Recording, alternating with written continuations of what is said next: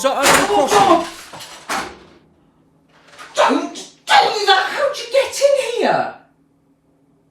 So I like in Animal Crossing then? It's probably one of the best Animal Crossing games they've made so far. I just don't get it personally. Oh man, that's a shame. Like, why do you feel like that? You don't really do anything. Don't do anything! You can literally do whatever you want! You mean like picking up shells? No, shut up. There's also sticks. I get that, but I just don't get why people like it so much. Okay. Why don't we find out? If we have to.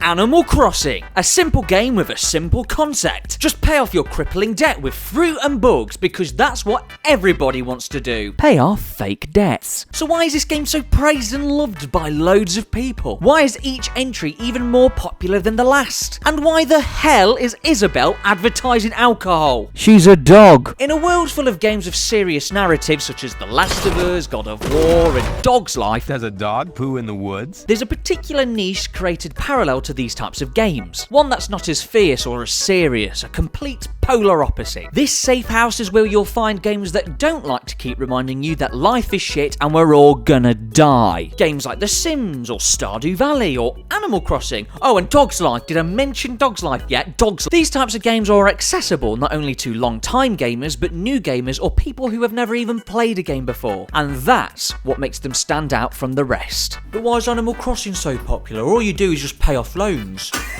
There's more to it than just paying off your loans. And waiting around. That's just... What? Get down. Get down!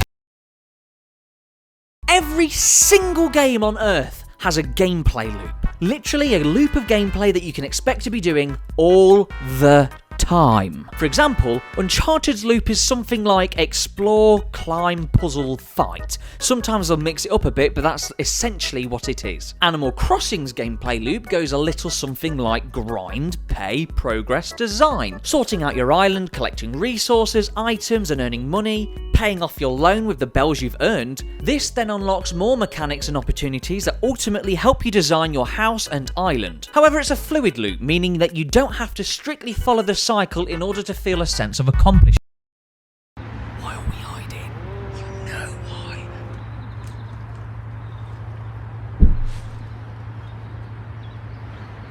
Wait.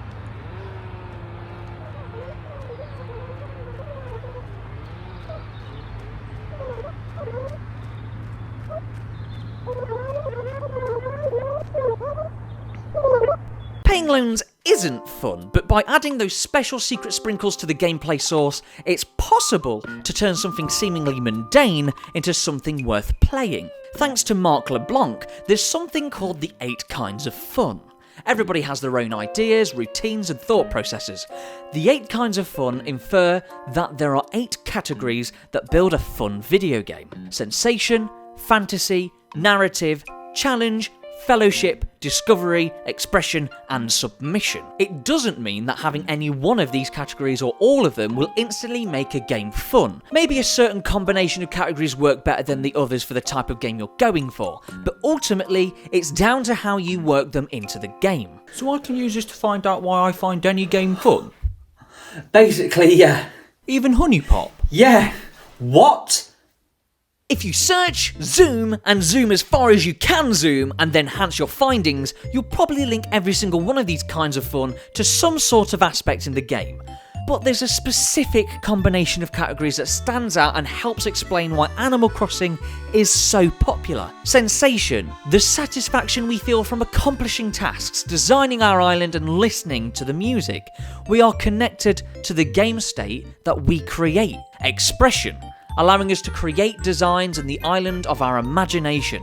Fellowship, sharing your island and efforts with friends. Discovery, exploring uncharted areas of your island or the island of another player online. And fantasy, being able to step out of the real world. Each of these kinds affect the way Animal Crossing is played, and the way they're implemented tries to ensure that no matter what you're doing, regardless of how mundane it might seem on paper, has some sense of accomplishment and reward linked to it. There's something there for all types of players, whether you're cleaning up and designing the best island you can, or simply playing the game to escape from the noise of the real world. In the end, whether Animal Crossing is fun or not is relative to you. Paying off loans isn't fun unless it's made fun, but what's classed as fun is completely dependent on the player. It might even just be a really effective combination of the 8 kinds of fun, seeing as it attracts such a wide audience. But what seems to attract the players the most is the game's do it your way attitude. Like most games, it's far from perfect. In some cases, there are features that would make the game even better to play, but the point of the game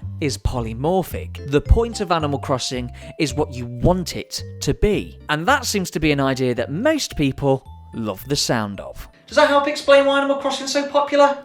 Yeah, I think it does. Basically, Animal Crossing creates a fantastical experience that closely parallels humans' natural desire to design, create and socialise, with escapism and immersion at its core foundation. Yeah.